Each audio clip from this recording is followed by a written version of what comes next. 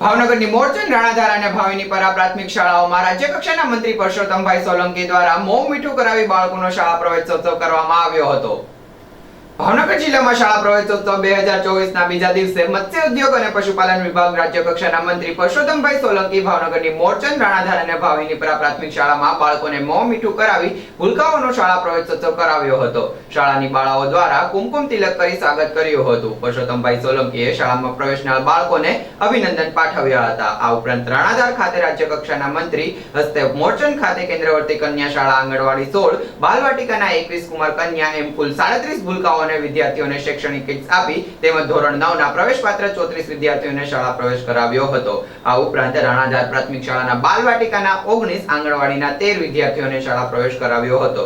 આ ઉપરાંત ભાવિનીપરા પ્રાથમિક શાળાના બાલવાટિકાના 2 આંગણવાડીના 4 વિદ્યાર્થીઓને શાળા પ્રવેશ કરાવ્યો હતો। કાર્યક્રમ પૂર્ણ થયા બાદ રાજ્ય કક્ષાના મંત્રીના વરદ હસ્તે વૃક્ષારોપણનો કાર્યક્રમ યોજવામાં આવ્યો હતો।